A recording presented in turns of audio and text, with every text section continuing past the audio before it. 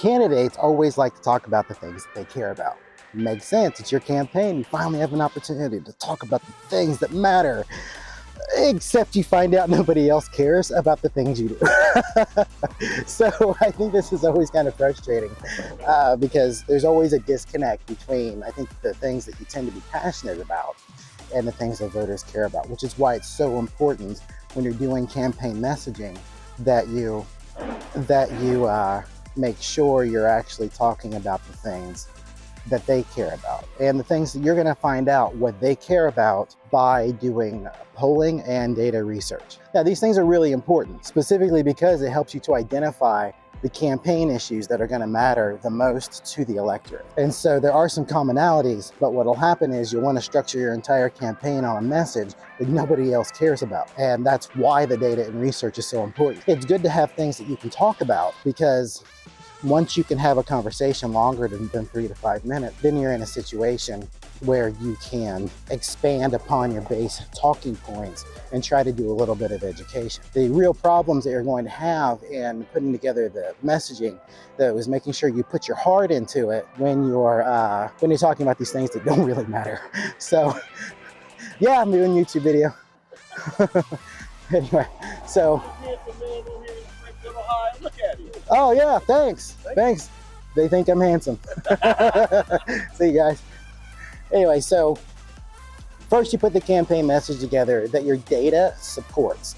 And as I said, if I didn't edit it out because I was too honest, you don't want to do it, put your campaign messaging together based on what your local party says.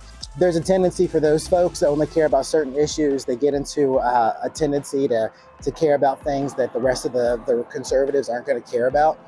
Not only because they're not necessarily demographically aligned with the majority of the voters, but there's a tendency for them to want to waste a lot of time doing things that don't really matter. For example, my local party decided that they wanted to require candidates to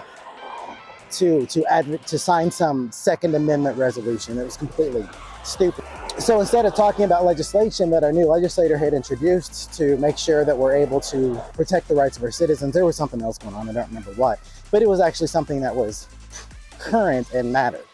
They end up in an argument with the legislator because he wants to talk about things that matter instead of doing useless gestures of things that don't. This used to be irregular, but my local party was taken over by the alt-right. As these kinds of people take over local party committees, we're going to have more and more problems working with them to get our message out. But I think I covered that in another video. That if you're knocking on doors every day and you're having 20 conversations a day, which is going to be 100 conversations by Friday, you're going to see some themes. And building a campaign around the things they say they care about is going to be much more important.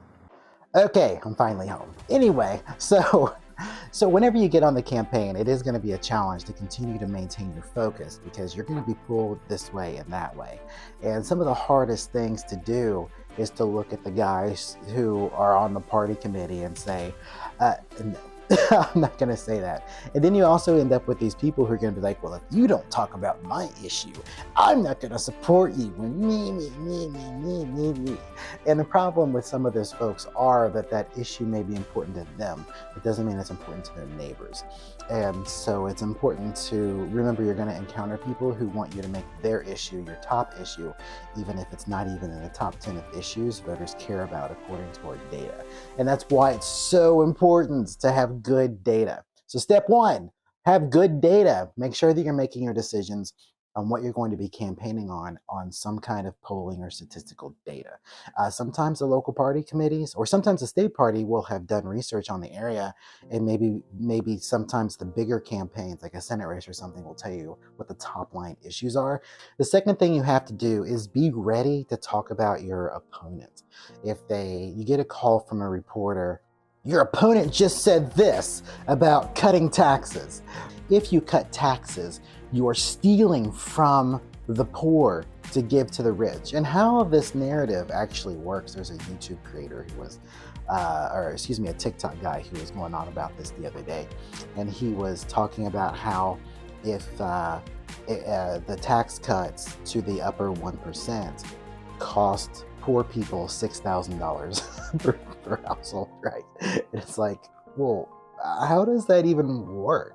So if you take that kind of bait and you're playing defense, then that takes you off message. To continue our discussion on campaign messaging, it's also really important, once you've got your data, then you focus on delivery, because it's not just what the data shows you is important for the people in your district. Now you've got to deliver that message, and that's where you do your breakdown of your demographic data. Make sure you put it in your mail, on your website, in your literature, and your position on those issues comes out of your mouth every time you speak. Your campaign message should cover 3 to 5 issues, while also interweaving a conversation about who you are and why these issues matter to you. You always have to make your campaign message personal to the people that you are delivering it to, and that's an important thing to keep in mind as you develop your message. There's a tendency for a lot of our campaign messaging and our campaign issues to be driven almost wholly by what's on the news that day. The attention of the public's very short. So it's not like we have a lot of people in our population who are sitting down at their tables and looking down at the issues and really pondering global policy. That just doesn't happen. They kind of go with, okay, that sounds good, and that's the length of it.